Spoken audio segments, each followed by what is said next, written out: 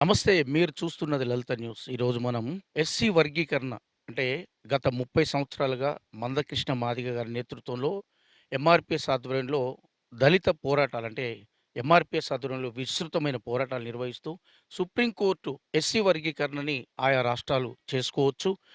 ముఖ్యమంత్రుల ఆధ్వర్యంలో ఈ ఎస్సీ వర్గీకరణ పరిశీలించండి, చేసుకోవచ్చనే అవకాశాన్ని సుప్రీంకోర్టు ఈ తీర్మానం ఇవ్వటంతో ఈ ఎస్సీ వర్గీకరణ మీద రకరకాలుగా వివిధ రాష్ట్ర ప్రభుత్వాలు గూడా ఆలోచించే పరిస్థితికి అసెంబ్లీలో తీర్మానాలు గూడా చేసే పరిస్థితొచ్చింది. ఈ నేపథ్యంలో ఈ ఎస్సీ వర్గీకరణని ఉధృతం చేసే క్రమంలో ఫిబ్రవరి 7వ తేదీన 'లక్ష డప్పులు వెయ్యి గొంతుకలు' అనే ఒక భారీ నినాదంతో మందకృష్ణ మాదిగ ఆధ్వర్యంలో ఎంఆర్‌పీఎస్ ఆహ్, మహోజ్వలమైన పోరాటాన్ని, ఉద్యమాన్ని నిర్వహించాలని, అలాగే ర్యాలీ నిర్వహించాలని, హైదరాబాద్‌లో నిర్వహించాలని ఒక ఆలోచనకొచ్చింది. ఈ నేపథ్యంలో మనం ఇదే విషయంపై మాట్లాడడానికి ఎంఆర్‌పీఎస్ టీఎస్ రాష్ట్ర కార్యదర్శి, జాతీయ. జాతీయ కార్యదర్శి కోండ్ర ఎల్లయ్య గారితో ఉన్నాం. నమస్తే ఎల్లయ్య గారు. నమస్తే అండి. అయితే ఈ 7వ తేదీన మందకృష్ణ మాదిగ గారు అంటే ఎంఆర్‌పీఎస్ ఆధ్వర్యంలో లేదా ఇతర ఎంఆర్‌పీఎస్ సంఘాలు ఏవైతున్నాయో 'లక్ష డప్పులు వెయ్యి గొంతుకలు' అనే కార్యక్రమాన్ని నిర్వహిస్తున్నాయి. ఈ కార్యక్రమం సక్సెస్ ఏ విధంగా ఉండబోతుందంటారు?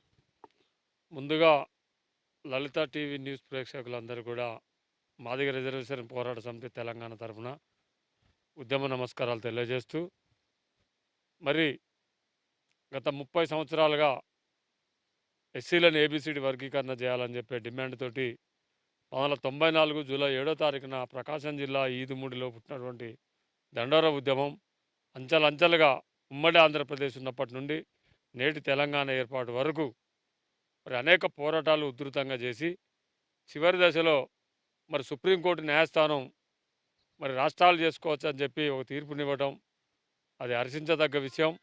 మరి ఆ తీర్పు విన్న వెంటనే ముఖ్యమంత్రి గౌరవ రేవంత్ రెడ్డి గారు వెంటనే అన్ని రాష్ట్రాల కంటే ముందుగా మేము తెలంగాణ రాష్ట్రంలో ఎస్సీ వర్గీకరణ అమలు చేస్తామని చెప్పి మాట ఇవ్వడం జరిగింది. ఇచ్చిన మాట ప్రకారం మరి వారు కమిషన్ కూడా వేయటం జరిగింది. ఆ కమిషన్ కూడా 10 జిల్లాలు తిరగడం జరిగింది. అందరు అభిప్రాయ సేకరణ తీసుకుంది. ఎస్సీలో ఉన్నటువంటి 59 కులాలకు ఎవరి జనాభా ప్రకారం వాళ్ళు న్యాయంగా రిజర్వేషన్ ఫలాలు అనుభవిస్తామని చెప్తే మరి కొన్ని కొంతమంది అడ్డంకులు సృష్టిస్తూ ఉన్నారు. అవన్నింటినీ మరి అధిగమించే విధంగా గౌరవ పెద్దలు ఎంఆర్‌పీఎస్ వ్యవస్థాపక అధ్యక్షులు పెద్దలు కృష్ణమాధవ్ గారు మరి మాకున్నది డబ్బు లేదు, పవర్ లేదు కాబట్టి మాకున్నది మొదటి నుంచి ఒక డప్పే. ఆ డప్పే ఆయుధం కాబట్టి డప్పులతోటి నిరసన కార్యక్రమం చేద్దాం ప్రభుత్వం మీద అని చెప్పి 1000 గొంతులు 1,00,000 డప్పులు అనే ఒక కార్యక్రమం తీసుకోవడం జరిగింది. అది అందరం కూడా మరి తెలంగాణ ఎంఆర్‌పీఎస్ కావచ్చు, ఇంకా వివిధ సంఘాలు ఉన్నటువంటి ఎంఆర్‌పీఎస్ కావచ్చు, సామాజిక ఆర్గనైజేషన్లు ఉన్న అందరూ కూడా మరి దానికి సంఘీభావం తెలపడంలో భాగంగా మా రాష్ట్ర అధ్యక్షులు మేడిపాపన్న గారి ఆదేశాల మేరకి మరి మేమందరం కూడా ఈ మీటింగ్లో పాల్గొనుటకు పెద్ద ఎత్తున తరలి వెళ్ళడానికి హైదరాబాద్ ప్రయాణం అవుతా ఉన్నాం. మరి వాళ్ళు ప్రభుత్వం అనుకున్నట్టు కానీ 1,00,000 డప్పులు కాదు, లక్షలాది డప్పులతోటి ఈ హైదరాబాద్ నగరాన్ని దిగ్బంధం చేయడానికి వెళ్తా ఉన్నాం. అది ఖచ్చితంగా ఈ లోపులనే ప్రభుత్వం నిర్ణయం తీసుకొని ఎస్సీ వర్గీకరణ అమలు చేస్తే మంచిదని చెప్పి ఈ సందర్భంగా తెలియజేస్తా ఉన్నాం. అయితే ఎస్సీ వర్గీకరణ దశల వారీగా నడుస్తున్న ప్రక్రియ. అయితే ఏ ప్రభుత్వం వచ్చినా గూడా ఎస్సీ వర్గీకరణ మీద సానుకూల వైఖరిని ప్రకటించటం, ఆ తర్వాత దాన్ని మూసేయటం అనేది జరుగుతా ఉంది. అసలు మీరు మీ ఉద్దేశం ప్రకారం ఎస్సీ వర్గీకరణకు ఎవరు అడ్డుపడుతున్నరనుకుంటారు? ముఖ్యంగా గతంలో ఉన్నటువంటి పాలకులు కావచ్చు 30 ఏళ్ళుగా, అది బీజేపీ కావచ్చు, కాంగ్రెస్ కావచ్చు, టీడీపీ కావచ్చు, నేడున్న కాంగ్రెస్ ప్రభుత్వం కావచ్చు, 30 ఏళ్ళుగా మాదిగ ఉపకులాలను ఓటు బ్యాంకుగా వాడుకొని ఏదో తూతుమానిక మంత్రంగా మరి అసెంబ్లీలో తీర్మానం చేయటం, ఢిల్లీకి పంపటం, అది అట్లనే కాలయాపన చేయటం, ఆ కాలయాపన వల్ల వర్గీకరణ సమస్య తెగకపోవటం, మరి మేము అనేక రకాల ఉద్యమాలు, కేసులు, నిర్బంధాలు, అక్రమంగా మా మీద ఎన్నో దాడులు ఇవన్నీ జరిగినా కూడా ఓదార్చుకొని సరే వివిధ సంఘాలల్లో మేము తెలంగాణ రాష్ట్రం వచ్చిన తర్వాత సపరేట్ అయినా కూడా అందరి అంతిమ లక్ష్యం ఎస్సీ వర్గీకరణ కాబట్టి మాకు ప్రధానంగా అడ్డు తగులుతున్నటువంటిది ఎస్సీలో ఉన్నటువంటి మా వాళ్ళు ఒకలే, ఒక ఉపకులంలో ఉన్నటువంటి మా వాళ్ళు ఒకరు మరి అందరి కులాలను న్యాయం చేద్దామంటే వాళ్ళు పడనివ్వట్లేదు. కొంతమంది అందరినీ అనలేము, కానీ కొంతమంది రాజకీయ లబ్ధి కోసం వాళ్ళకేదో మంత్రి పదవులు రాలేదని చెప్పి ఆ మంత్రి పదవి ఆశించే దానికోసం ఆ మంత్రి పదవి వస్తే ఇవాళ వాళ్ళకు మాలలు గుర్తొస్తా ఉన్నారు. మరి వాస్తవంగా గుర్తు చేసుకుంటే వాళ్ళెన్నడూ పేదరికాన్ని అనుభవించిన వాళ్ళు కాదు. ఇవాళ వెంకట సాంగ్ గారి కుటుంబం ఏనాడు కూడా ఈ దారిద్ర్య రేఖలో ఉన్నోళ్ళు కాదు. ఇవాళ ఛానళ్ళు పెట్టుకొని, న్యూస్ పేపర్లు పెట్టుకొని, మీడియా మొత్తం వాళ్ళ కంట్రోల్‌లో పెట్టుకొని, లక్షల కోట్లాది రూపాయలు వాళ్ళు సంపాదించుకొని, ఇవాళ మాల మాదిగలు గుర్తొస్తుర్రు. మాదిగ జాతి గుర్తొస్తా ఉన్నది, మాలగ జాతి గుర్తొస్తా ఉన్నది, ఎస్సీలు గుర్తొస్తారని చెప్పడం సిగ్గుచేటు.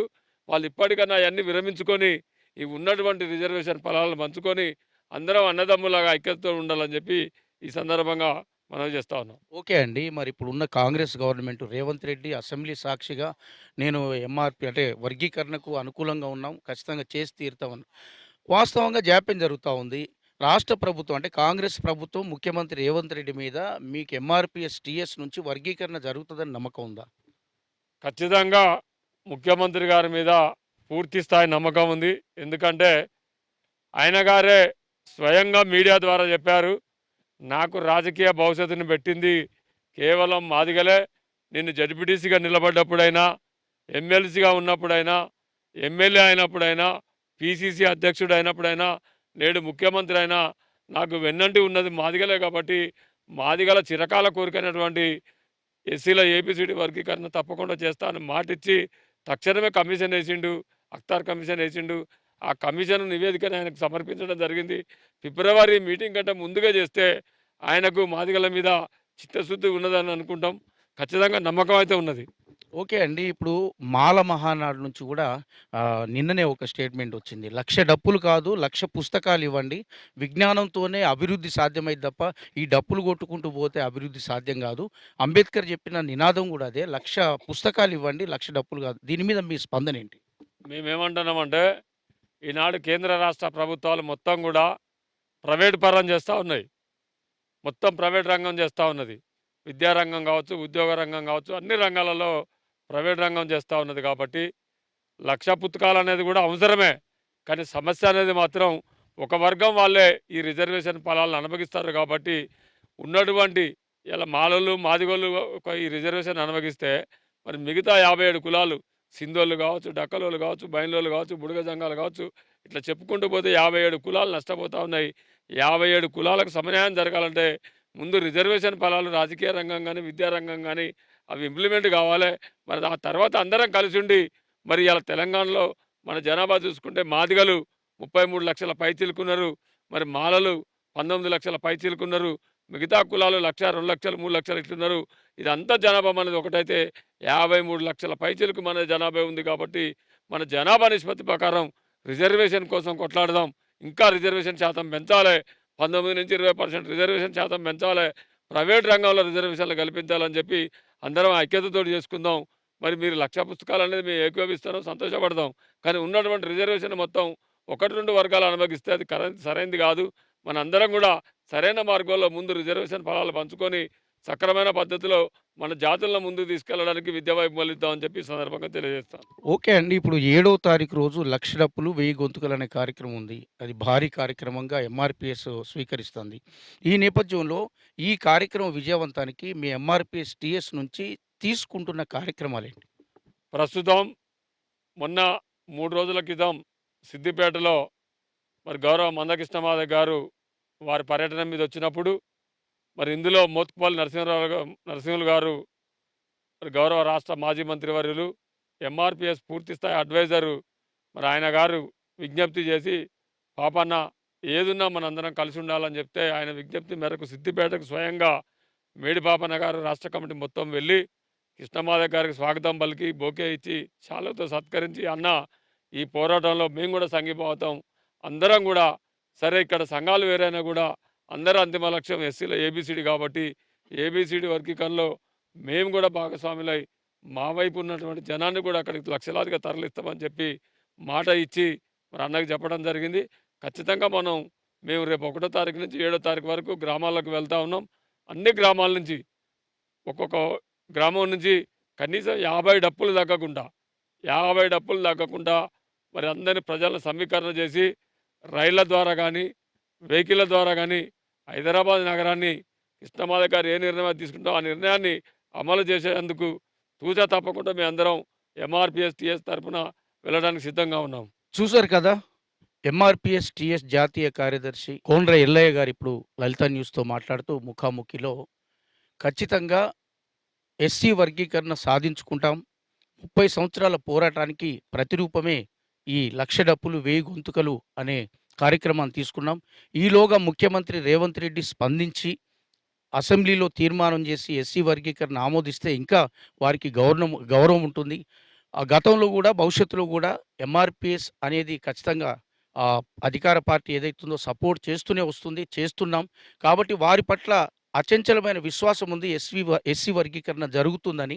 కాబట్టి లక్ష డప్పులు, వేయి గొంతుకల కార్యక్రమానికి గ్రామాన విస్తృతంగా ప్రచారం చేసి వివిధ రోడ్డు మార్గాలు, రైలు మార్గాల ద్వారా ప్రజల్ని పెద్ద సంఖ్యలో తరలించి కార్యక్రమం విజయవంతానికి కృషి చేయబోతున్నాం. అలాగే మాల సోదరులు ఏదైతే విమర్శ చేశారో లక్ష డప్పులు కాదు, లక్ష పుస్తకాలు అని, లక్ష పుస్తకాలను కూడా మేము ఆమోదిస్తున్నాం. కానీ వెనుకబడిన ఈ ఈ జాతి అభివృద్ధి కోసం మాత్రం ఖచ్చితంగా లక్ష డప్పులు, వేయి గొంతుకలు అనే కార్యక్రమం విజయవంతం చేస్తామని కోండ్ర ఎల్లయ్య గారు లలిత న్యూస్‌తో అన్నారు. కెమెరామెన్ అరవింద్‌తో ప్రసాద్, లలిత న్యూస్. మరిన్ని అప్డేట్స్ కోసం మా ఛానల్‌ని సబ్స్క్రైబ్ చేయండి. ధన్యవాదాలు.